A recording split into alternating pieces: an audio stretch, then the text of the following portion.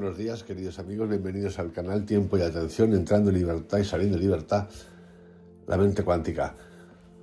Hoy de nuevo vamos a viajar al pasado y vamos a viajar a una comparativa entre dos figuras de las cuales ya he hecho algún audio-vídeo y que quizás son las de más impacto desde lo que conocemos como el año cero, por una parte, y que siguen teniendo impacto tanto en la sociedad como en el entrenamiento de las mentes y como en la visión de hacia dónde queremos ir los que todavía tenemos ese sentimiento, esa sensación de hacernos la pregunta de dónde somos, quiénes somos, a dónde vamos, qué existe, no sé si después de esto o en un continuum, que hemos pasado por los textos sagrados de todas las culturas, por la espiritualidad, por el espiritualoide, por los estados alterados de conciencia. Estos dos personajes,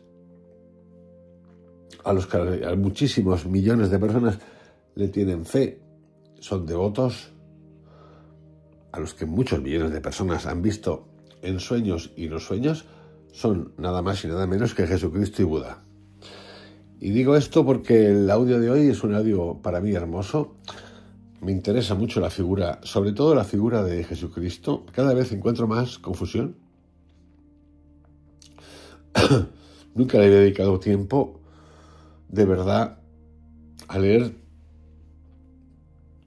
no solamente los textos que hablan de él, sagrados y no sagrados, sino también a otras opiniones de otros escolares y no escolares acerca de su figura. Y la verdad es que he decidido que, como me gusta y me tiene intrigado, siendo yo de cultura cristiana católica, de influencia cristiana católica, no pasa nada y no se cae nada. No es un personaje histórico y espiritual con el que he tenido muchas conversaciones. He hablado mucho más con la Virgen María, para decirlo así claro, con Yogananda, que con Jesucristo. Por lo tanto, lo que voy a hacer es un estudio comparativo, como decía, usando unos cuantos autores, que luego os diré los nombres en la introducción,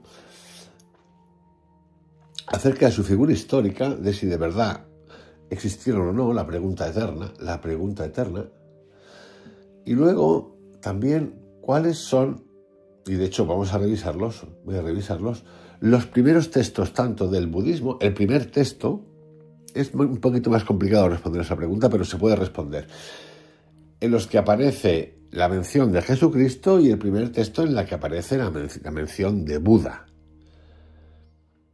Explicaros lo siguiente, que ya contaré en el canal alguna vez. La primera vez que se habla de Buda por escrito es 400-500 años después de su supuesta existencia. O sea, medio milenio. Esto es importante para hacernos la pregunta, con respeto, sin problemas.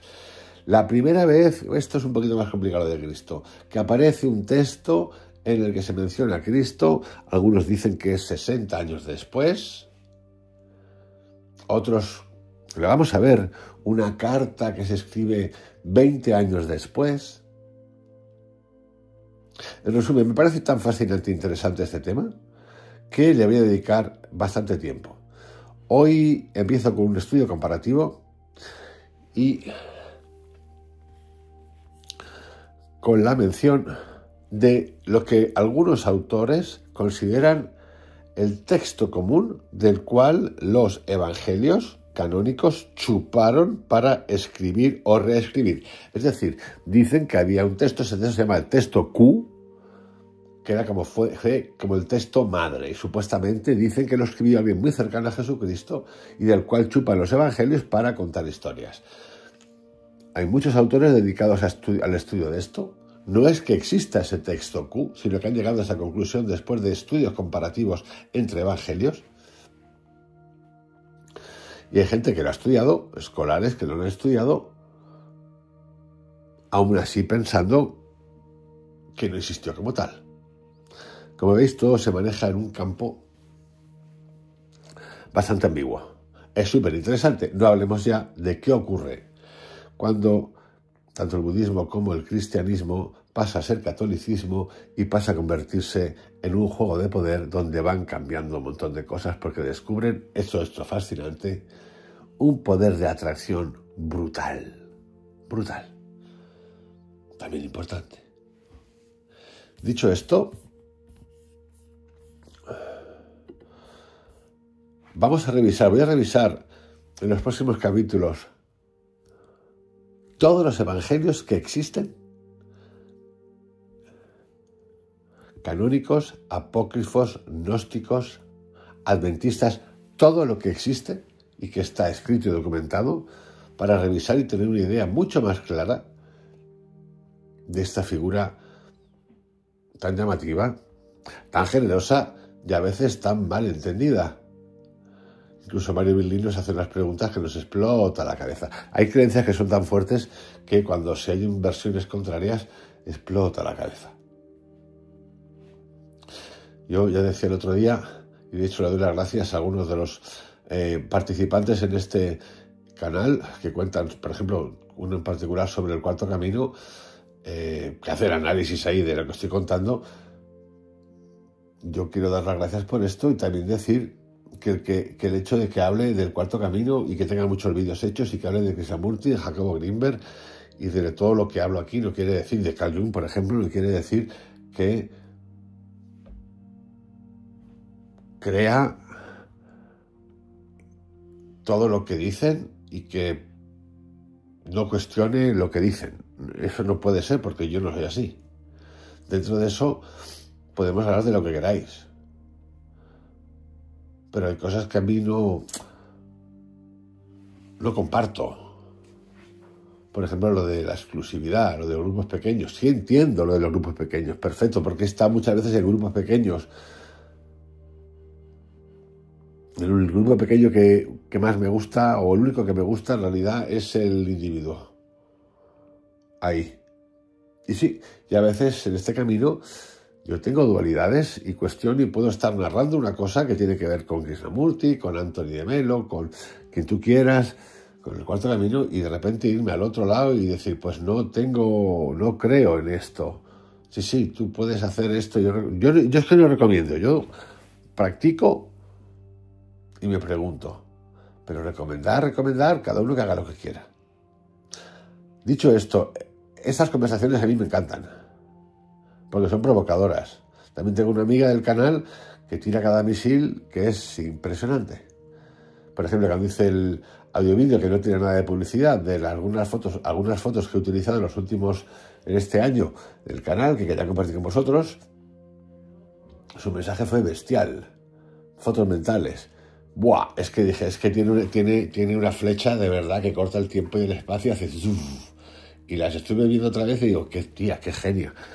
Son fotos mentales. Fascinante. Dicho esto, y sabiendo ya por dónde va a ir el canal, en una ampliación nueva, porque llevo mucho tiempo hablando del budismo, de textos sagrados, pero la imagen de Cristo no la he tocado. Primera referencia que voy a dar. La fuente Q. El autor es desconocido, probablemente un discípulo directo de Jesús que tras la muerte del Maestro vive en Galilea. Fecha de composición, hacia el año 50 después de Cristo. Lugar de composición, Galilea. Lengua original, griego. Fuente. Reconstrucción del texto a partir de una comparación de los evangelios de Mateo y de Lucas en aquellos lugares en los que coinciden muy estrechamente y a la vez no se encuentran en el evangelio de Marcos. Este evangelio, Q, es una reconstrucción técnica absolutamente fiable, al igual que los científicos reconstruyen con toda seguridad la lengua antigua indoeuropea, hoy perdida, por medio de la comparación entre las lenguas hijas de aquella de un evangelio perdido. Este fue probablemente la primera colección por escrito en griego de dichos o sentencias de Jesús. Este evangelio, entre comillas lo ponemos, no contenía relatos, con la excepción del relato de las tentaciones de Jesús, Q4, 2.13, y el episodio del centurión de Cafarnaún, Q7, 1.10, ni historia de la pasión o de la resurrección. Probablemente este texto Q empezó a recopilarse por parte de discípulos anónimos de Jesús en Galilea en torno al año 50 después de Cristo, o quizás antes, y sufrió diversas añadiduras y glosas. Probablemente fue editado un par de veces antes de adquirir su forma definitiva, por lo que se deduce de la construcción Q no parece ser un evangelio de pretensiones como los otros 4 canónicos. Se ha señalado que esta colección lleva la impronta de un momento en el cristianismo que es aún radicalismo itinerante. Acentúa los aspectos proféticos de Jesús y no contiene aún algunos dichos y relatos que precisan los rasgos más pertinentes de la imagen de este. Por ejemplo, faltan los conflictos en torno a la ley, discusiones sobre el sábado o críticas a las normas sobre los alimentos. No se sabe quién es el autor o autores de esta compilación, probablemente carismáticos itinerantes de Galilea que predicaban a Jesús en ese entorno. La lengua original pudo ser el arameo, lengua materna de Jesús, pero muy pronto fue traducido al griego. Se discute también si el evangelista Marcos conoció o no esta compilación, que tiene un parecido estructural muy notable con el Evangelio de Tomás de Nag Hammadi. Se opina en general que el evangelista Lucas sigue con mayor fidelidad el orden de la fuente Q. Por ello, se utilizan los capítulos y versículos de su evangelio para numerarlo. Dicho esto, que viene de un autor fascinante que se llama Antonio Piñeiro, catedrático de filosofía clásica griega, experto en evangelios. Vamos, que los ha traducido todos.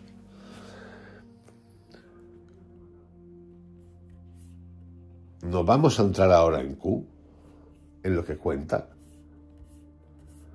sino que he querido utilizar este primer pantallazo de cuál es el primer texto. Fijaros que ya no es que exista, se deduce.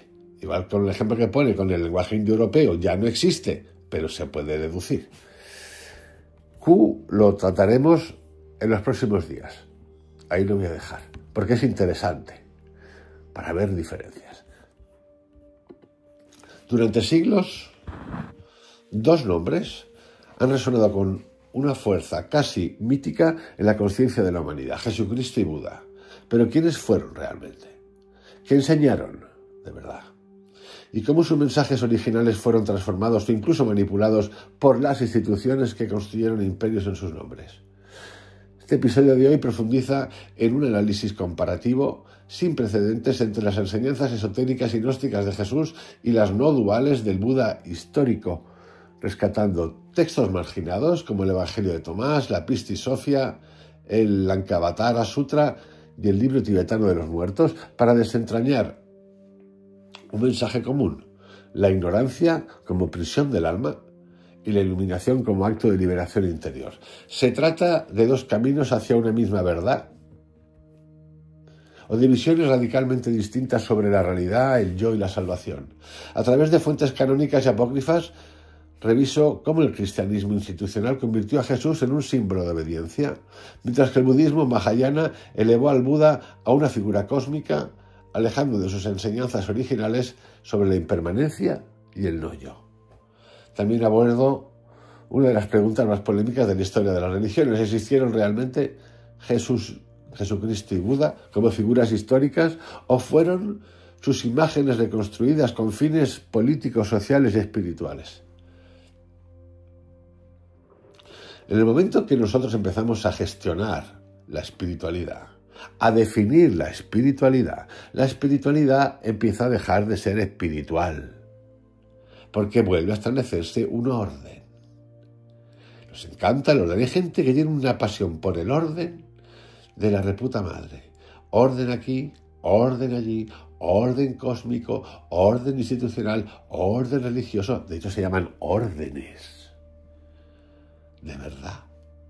Qué ganas, ¿no? Cuánto listo y lista diciendo y interpretando el mundo en este mundo tan peculiar. No sé, un afán de orden y de limpieza, que es una cosa, orden y limpieza. Con el respaldo más que con el respaldo. Digamos que esto sería como un componente bibliográfico de voces críticas como Antonio Piñero, Bart Ehrman, Donald S. López, este es un autor que habla de los textos budistas, fascinante, y Reza Aslan. Este análisis expone los mecanismos con los que las grandes religiones construyeron figuras fundacionales para legitimar poder y moldear la percepción colectiva. Estamos preparados para entrar en esta cuestión de algo que siempre dimos por sentado.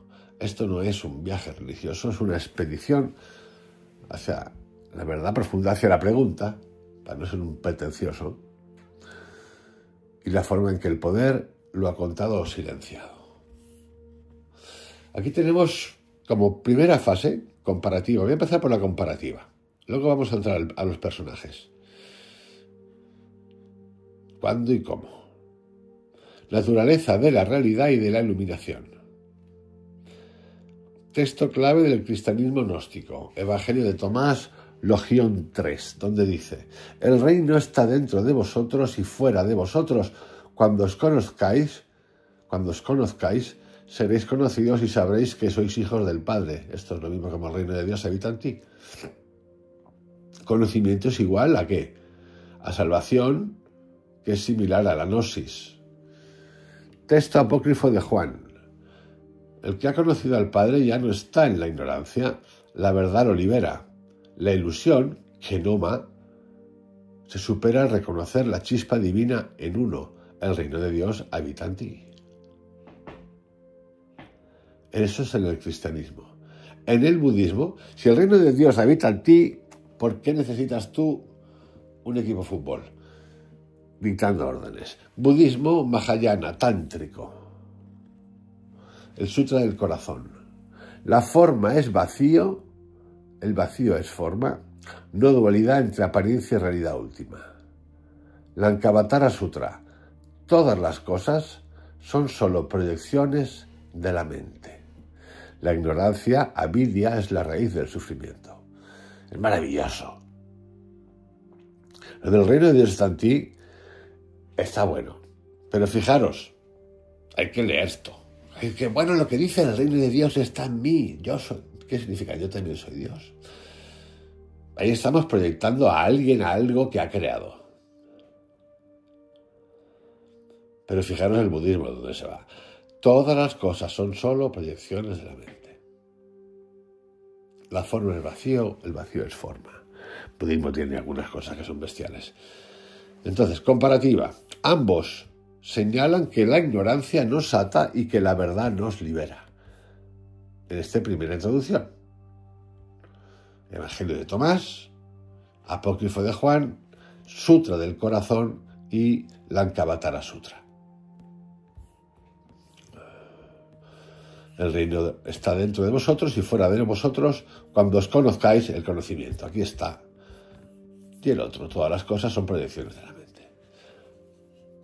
Ambos señalan que la ignorancia nos ata y que la verdad libera. Pero el gnosticismo cristiano habla de un Dios trascendente oculto por un demiurgo.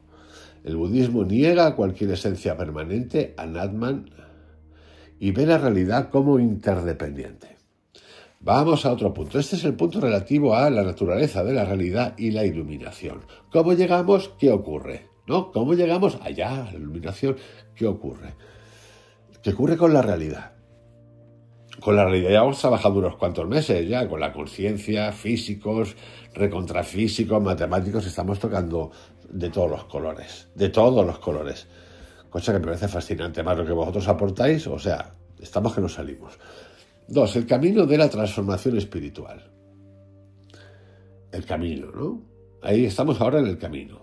Iluminación, el camino para la iluminación, que esto hay muchos que dirían, ni pienses en eso.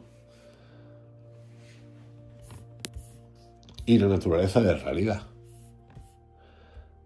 Ahora estamos en el camino. Textos clave. Cristianismo esotérico apócrifo. Evangelio de Felipe.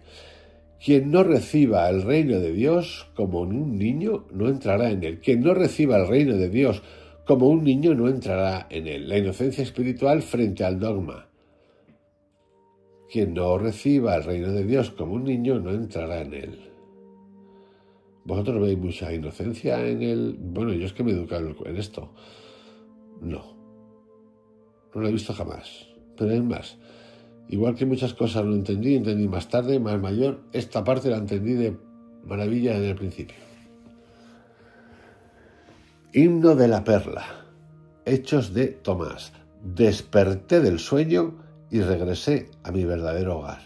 Estamos en el camino de transformación personal. Desperté del sueño y regresé a mi verdadero hogar. ¿Cuántas veces hemos hablado aquí? Y han hablado tantos autores de que remamos en el camino, para allá, para allá, para allá, y resulta que el secreto está en tu casa.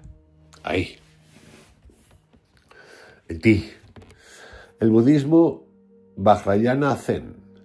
El Sutra del Diamante. Abandona toda idea de logro, de yo y de verdad. Esto tiene mucha relación.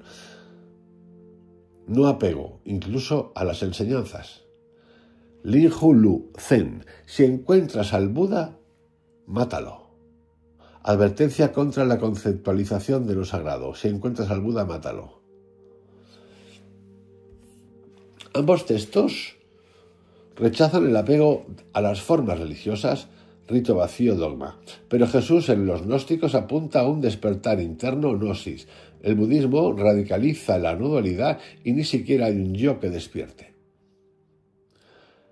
A mí, si tuviese que decir dónde estoy en una dualidad, pues estoy en esas dos. ¿Es posible estar en esas dos? Sí, ya os digo que sí. Me fascinan estas dos cosas. El despertar del yo interno, que es un descubrir, y ni siquiera hay un yo que despierte. Claro, cuando leemos esto y vemos en qué lo han convertido, es para salir corriendo. Iba a decir para llorar, pero no vale la pena llorar. Es para salir corriendo. Bueno, para irse para otro lado, en ese compartir. El rol del maestro y la comunidad. Textos claves. En el cristianismo primitivo, fuentes alternativas. Didache. Enseñanza o didaqué, enseñanza de los apóstoles. Hay dos caminos, uno de vida, otro de muerte. Énfasis en elección moral similar al karma. Aquí ya empieza a aparecer una dualidad. O conmigo o sin mí. ¿No? También se puede interpretar así. Evangelio de María Magdalena. Estamos hablando de fuentes alternativas, que la vamos a revisar también, por cierto. Lo tengo revisado ahí en el canal. El Hijo del Hombre está dentro de vosotros. Espiritualidad interior versus jerarquía eclesiástica. Fijaros que es muy distinto. El de María Magdalena habla, el Hijo del Hombre está dentro de vosotros. Espiritualidad interior versus jerarquía eclesiástica. Pero es que el anterior, el didaqué, hay dos caminos, uno de vida, otro de muerte. Es que los apóstoles, fijaros, es que de repente hay una diferencia entre que hable una mujer o que hable un hombre importante, ¿eh? Mira, esto lo tienes claro, o para aquí y para acá. A veces en la vida es interesante entender esto tiene muchas lecturas. A mí me pasó una vez, hace mucho tiempo, en un garaje, que iba a aparcar y había un chiquito detrás, musculito muy fuerte, y no sé qué pasó, que estaba alterado, y pim, pam, tocó el pito, yo bajé del coche, y aquel era, por lo visto hacía kickboxing o algo así, y pum, pam, me soltó una galleta, menos mal que me la soltó en la pierna y estaba en ese momento muy fuerte y aguanté el tirón. Entonces me quedé un poquito frustradito cuando volví a mi casa, me pasó con 19 años o por ahí, y tenía un amigo que era cinturón negro de judo, me dije, Antonio, ¿qué pasa con esto? Y me dijo, amigo, esto es muy sencillo, o para adelante o para atrás, y te quedaste en medio, te llevaste la galleta. Para adelante significa haber venido a por él o haberle devuelto la hostia. Para atrás significa pues no haberme bajado del coche. En medio es lo que hice. Bueno, pues esto es lo mismo. Esto es absolutamente lo mismo. Seguimos con el rol del maestro y la comunidad. El cristianismo primitivo dice que hay dos caminos, uno de vida y uno de muerte. El Evangelio de María Magdalena, el Hijo del Hombre está dentro de nosotros. El budismo Theravada y el Mahayana. Sigalobada Sutta. Un maestro debe ser compasivo, pero no sustituir el esfuerzo del discípulo. De nuevo, maestro y esfuerzo. Vimalalakirti Nirdesa Sutra. La enfermedad del mundo se cura con la sabiduría, no con rituales. Esto es como decir lo de, no, hago meditación, lo de yoga, hago Sultimanki, hago cuarto camino, salto camino, eterno camino, Osho, 9, 10, 24, Wim Hof, lo que tú quieras. Lo mismo, lo que tú quieras.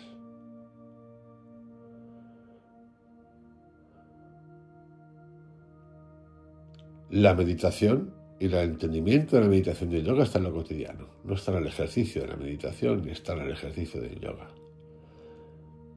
El método Wim Hof y lo que tú quieras, el Lojong, lo que tú quieras, está fascinante. Yo me hubiese apuntado a alguno, seguro. Pero no está ahí. Está en lo cotidiano. No está en los rituales. Está en lo cotidiano.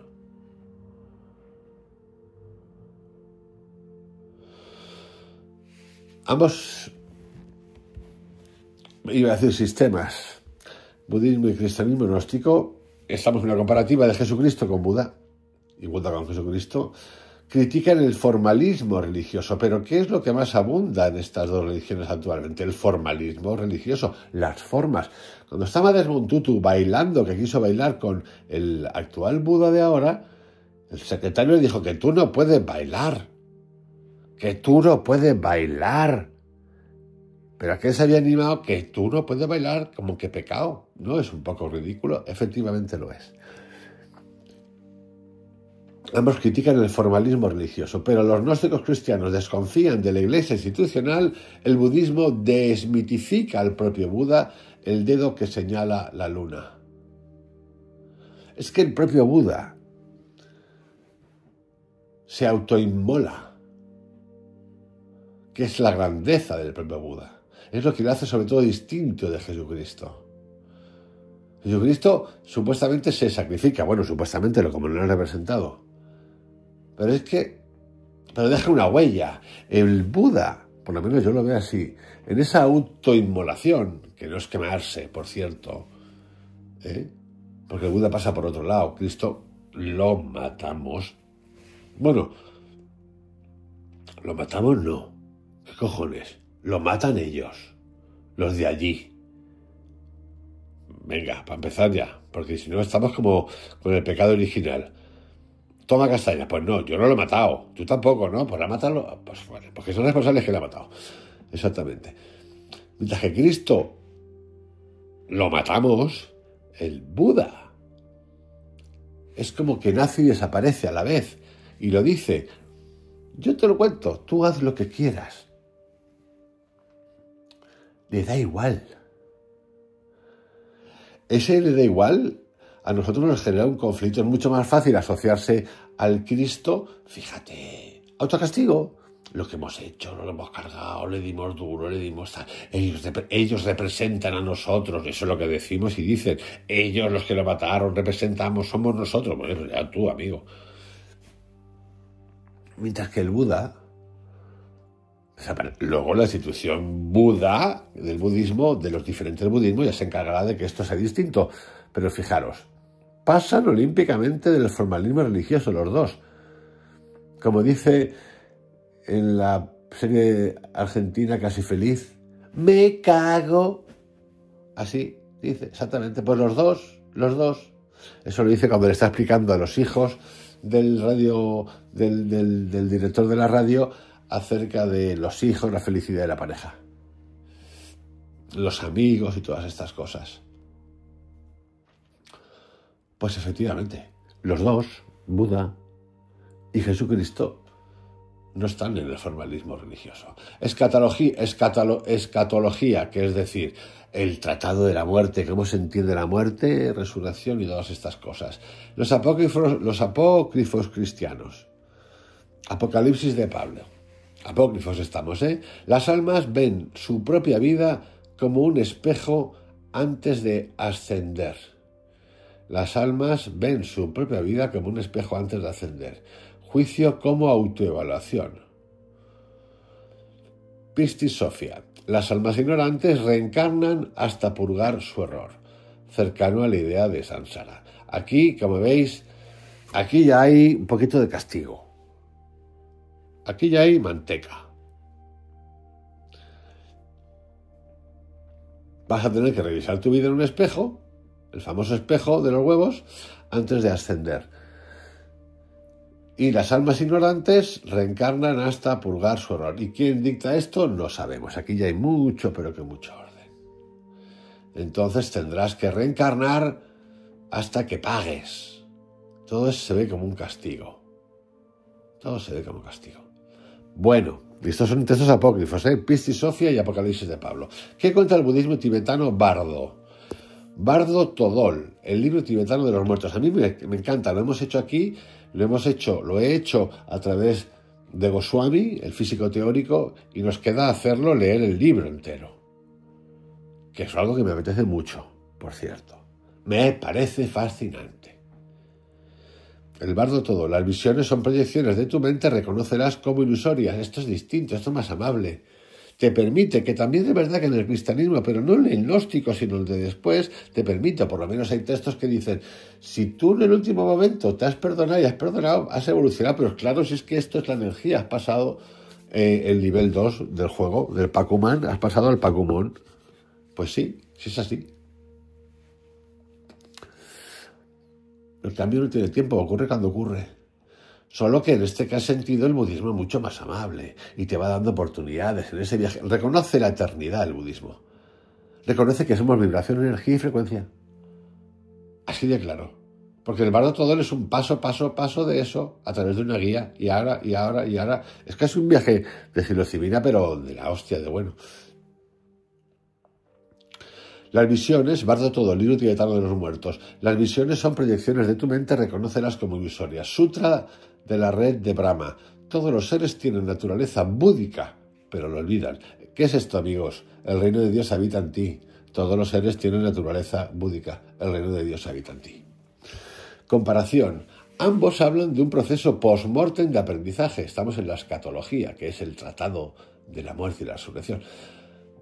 Ambos hablan de un proceso post-mortem de aprendizaje, pero los gnósticos cristianos mantienen un dualismo alma-materia y el budismo habla de continuidad mental sin alma, viñana.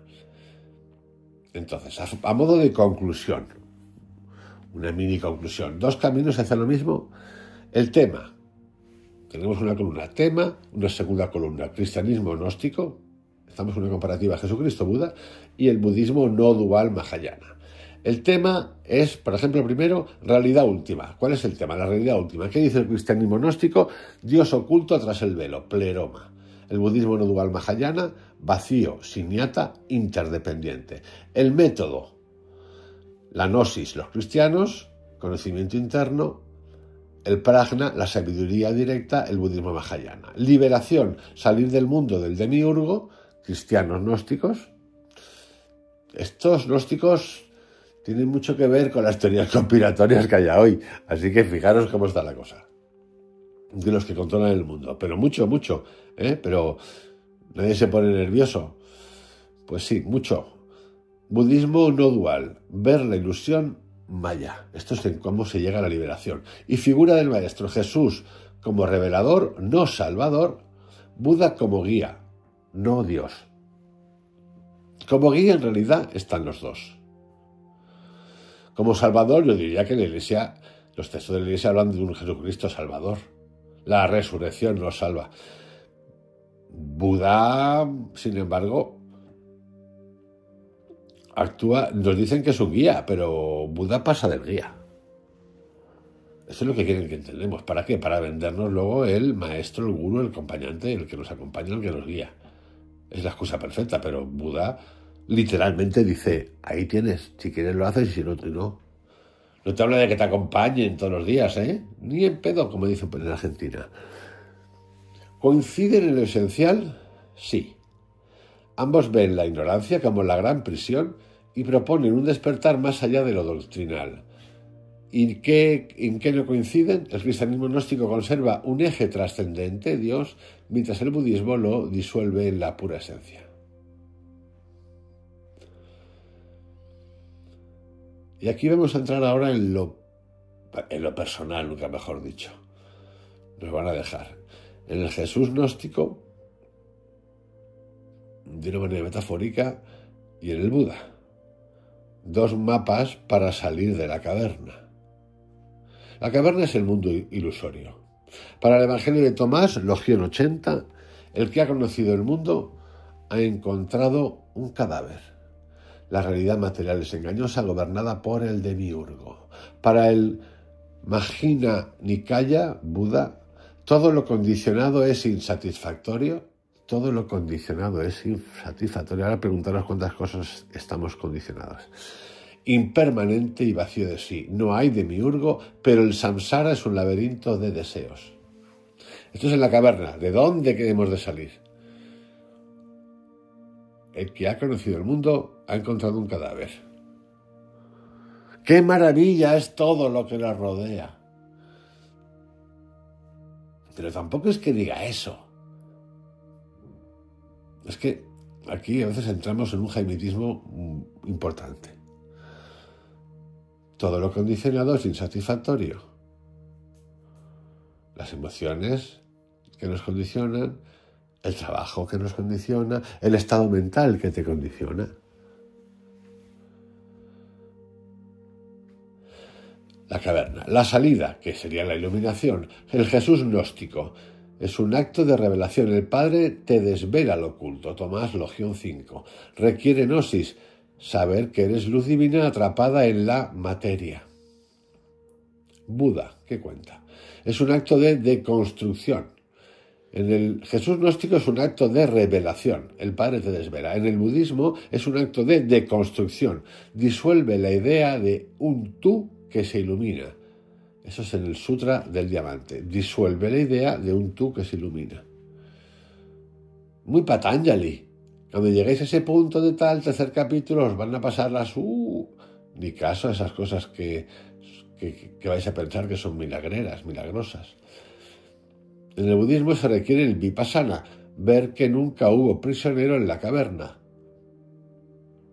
Y cuando salimos de esto, de la caverna, y nos vamos a la salida hacia la iluminación, ¿qué ocurre al salir? En Pisti Sofia el alma regresa al pleroma, plenitud divina. En el nirvana budista se extingue la ilusión de haber estado nunca separado. En una tabla resumen podemos revisar lo siguiente. El concepto liberación en el cristianismo gnóstico es el retorno al Padre, trascendencia. En el budismo mahayana, el despertar a la no dualidad, inmanencia. El concepto enemigo en el cristianismo gnóstico es ignorancia más demiurgo. En el budismo, ignorancia, avidia más apego. El método en el cristianismo gnóstico sería el conocimiento secreto, la gnosis, y en el budismo mahayana, la meditación más sabiduría directa. Yo ahí pondría lo cotidiano. Tras la muerte, en el cristianismo gnóstico, ascenso del alma, en el budismo mahayana, nirvana, fin del samsara. Como ironía final podríamos decir lo siguiente. El Jesús gnóstico diría: el reino está dentro, pero solo los elegidos lo entienden. Y Buda replicaría: no hay dentro ni elegidos, ni siquiera reino. Despiértate, Jesús. Y vamos ahora a dar un pasito más en la hipótesis esta de investigación acerca de cómo se construye ese Jesús institucional y ese Buda institucional. Por cierto, el Buda institucional es su señor feudal. Tanto Jesús de Nazaret como Siddhartha Gautama Buda son figuras históricamente reconstruidas y mitificadas por instituciones religiosas, Iglesia Católica, budismo institucional, judaísmo rabínico, para legitimar, poder homogeneizar doctrinas y controlar comunidades. Ale, ahí ya lo he soltado. Es que, nunca mejor dicho, pero... Excusas, sí. Lo repito, excusas, pero es que no se está demostrado que existiera ninguno de los dos. Ay madre con los devaneos. Análisis crítico. Proceso de institucionalización. ¿Cómo se pasa de enseñanzas orales a religiones organizadas? Repito, es que me ha entrado un ataque de estornudo cuando he empezado con esto. ¿Cómo se pasa? Repito, ¿cómo se pasa de enseñanzas orales a religiones organizadas?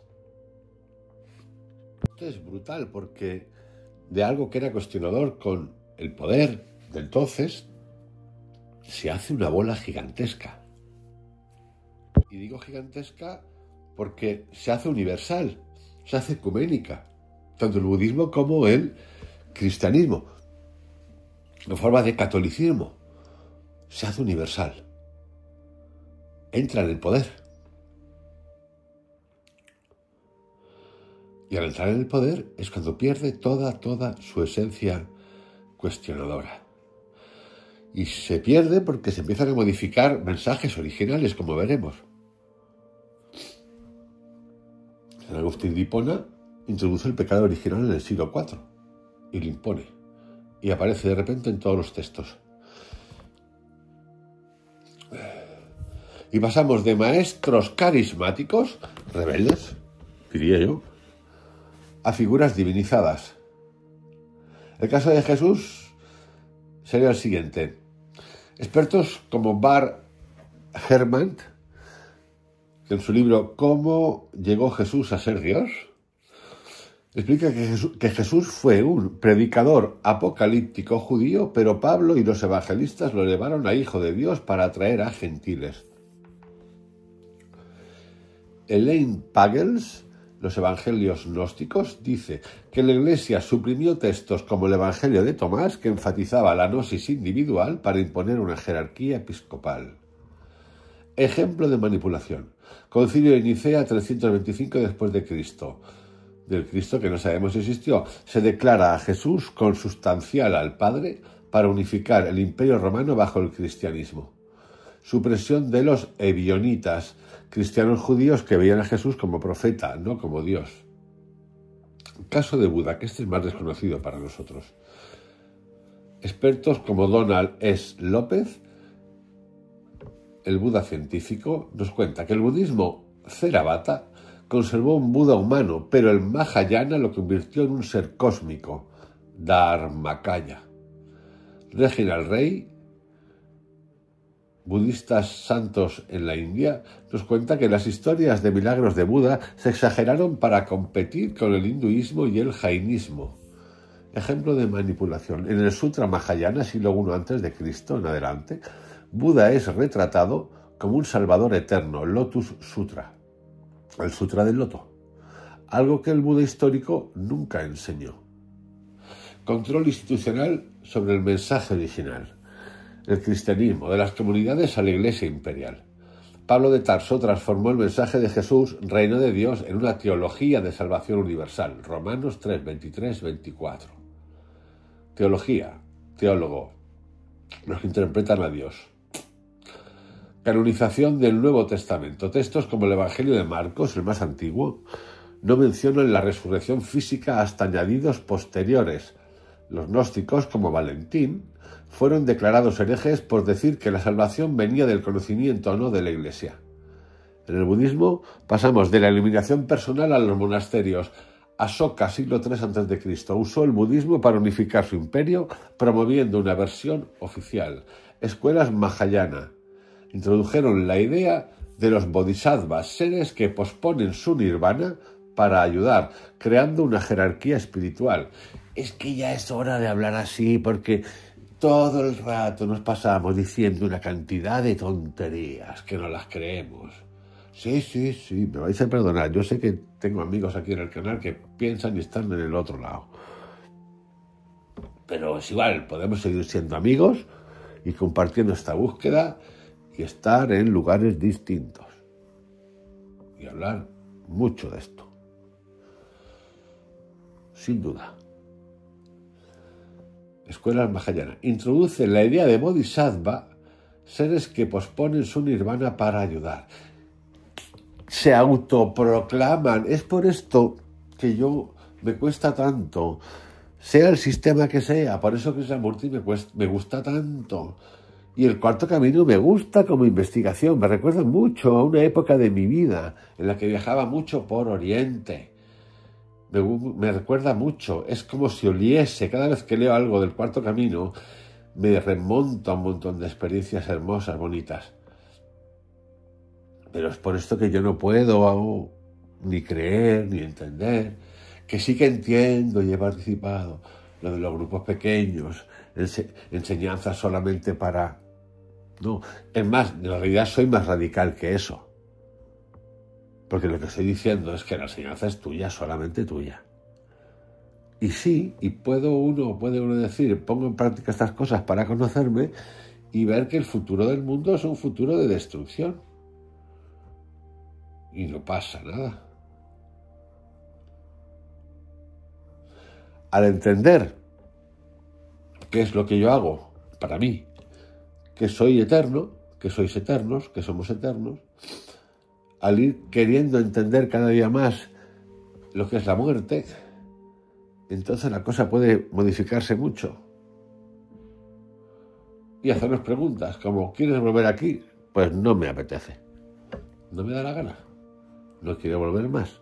No puedes empezar a trabajar. Eres tú el que crea tu realidad, tu cosa, tu energía, tu vibración, tu frecuencia. Por eso no puedo... Y mira que manejamos cosas todos aquí, libros, estructuras, filosofías, de todo tipo, de todos los colores, eso es lo chulo. Pero no puedo aceptar ninguna como total. Es más, cada día creo más que nosotros generamos y creamos nuestra vida aquí, allí, en todo momento. Y que esa energía, que es tan compleja de cada uno, nos hace ver lo que vemos.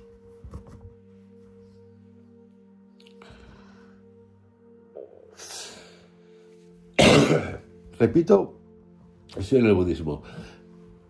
Escuela Mahayana introduce la idea de los bodhisattvas, seres que posponen su nirvana para ayudar, o sea, gran generosidad para ayudarnos a los demás que no estamos al nivel, creando una jerarquía espiritual. Budismo tibetano, el Dalai Lama, institución política, reinterpretó las enseñanzas para mantener poder feudal. Yes, mirad la película Kundun. ¿Por qué las instituciones distorsionaron el mensaje? Mecanismos de poder.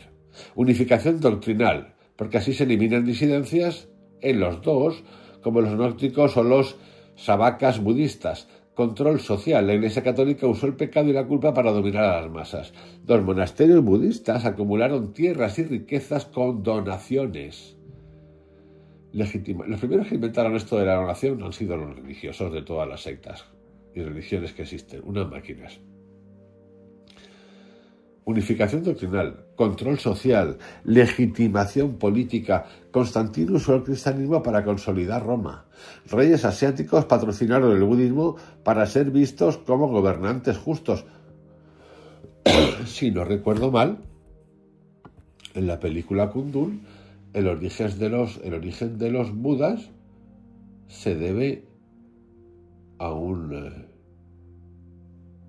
al que les da sitio, les da espacio. No sé si era Atila o un rey mogol. Algo de esto me suena.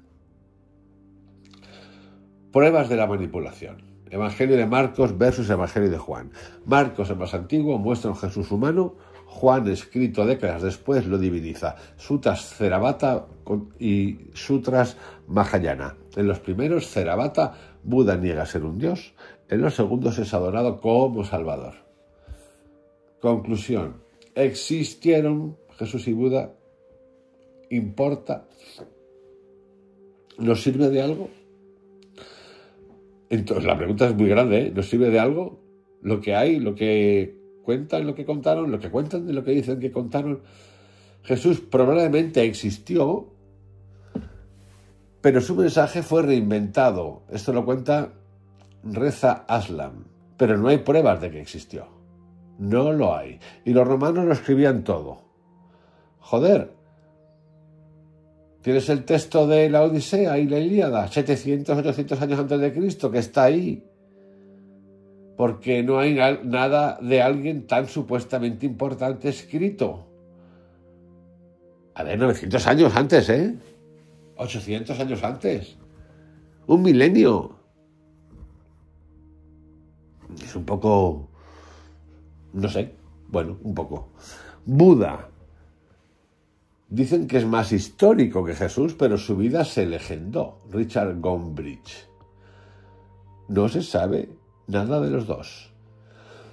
El primer texto donde se menciona a Buda, 500 años después del supuesto nacimiento de Buda. Primer texto donde se menciona a Jesucristo, 60-70 años después, con algunas especificaciones que vamos a revisar más adelante, no hoy, pero otro día, a una carta. Lo crucial.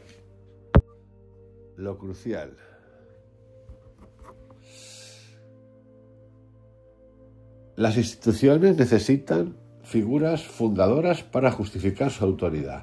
El mensaje original, amor al prójimo en Jesús y despertar individual en Buda, fue sustituido por rituales, jerarquías y dogmas. Jesús y Buda fueron reales en la medida en que sus seguidores los hicieron necesarios para sostener sistemas de poder. Y aquí es importante cerrar con un análisis, no análisis, sino una opinión acerca de este autor fantástico que es Antonio Piñero, catedrático de filología griega y experto en cristianismo primitivo, donde hablaba de si el Jesús Cristo existió o no existió. Y él habla muy poco de Buda, pero se pueden extraer algunas cosas acerca de esto.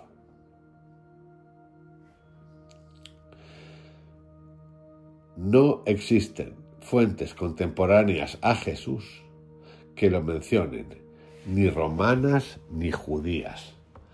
La referencia más temprana, Pablo, Evangelios, son posteriores y tienen un carácter religioso y no histórico. Los textos extrabíblicos, como Josefo o Tácito, son tardíos, siglo I, II después de Cristo, y en su opinión podrían estar interpolados o reflejar tradiciones cristianas ya extendidas.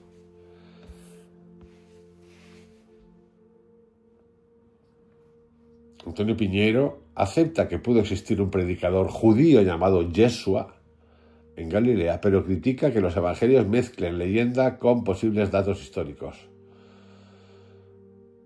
Para él, el Jesús histórico estaría muy lejos del Cristo de la fe, un rabino carismático que anunciaba el reino de Dios sin pretensiones de divinidad. El problema de las fuentes. Destaca que los evangelios son textos teológicos, no biográficos, escritos décadas después por comunidades con intereses doctrinales. Cuestiona la fiabilidad de Q.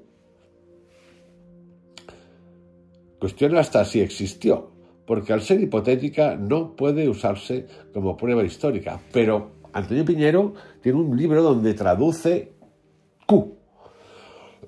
Y lo vamos a revisar, perdón.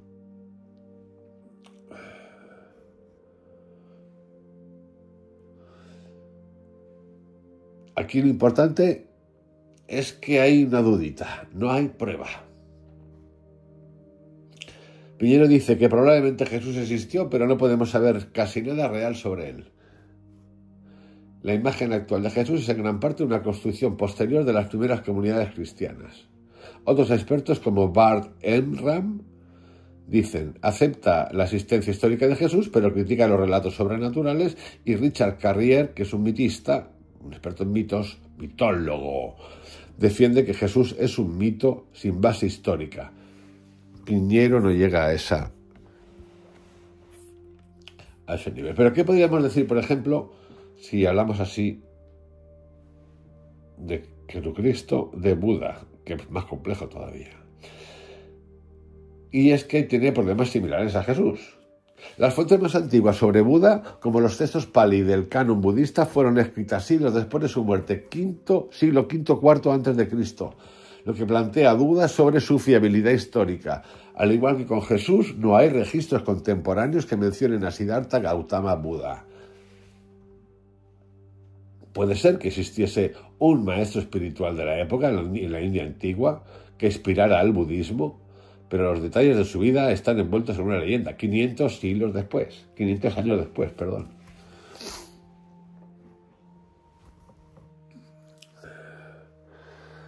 Los relatos sobre su nacimiento milagroso, la tentación por mar al demonio y sus poderes sobrenaturales serían, desde una perspectiva no probada, porque no se sabe si existieron, mitificaciones posteriores.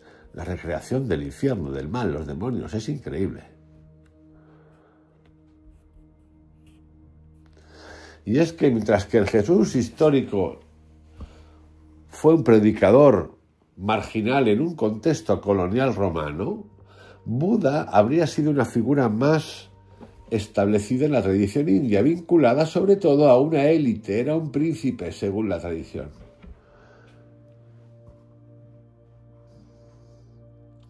Pero esto tampoco garantiza la prueba de su existencia. En resumen, queridos amigos, os dejo con este audio de hoy, que os acompaño con otros que he hecho acerca de Jesús y Buda, comparativos. Os voy a poner el enlace. Vamos a estar investigando, me apetece hacerlo, sinceramente, en los textos bíblicos, en los evangelios apócrifos, gnósticos, canónicos, en la figura de Jesús y también la Biblia, que la tengo por ahí. Cuidaros mucho, pasarlo bien, pensar, soltar y, como dice Buda, mira, esto es lo que hay, si quieres lo coges, si no, lo dejas. Nada, no te agobies. Jesucristo distinto. Jesucristo yo lo veo más como un revélate, que tiene su punto, su puntazo. Hasta mañana. Chao.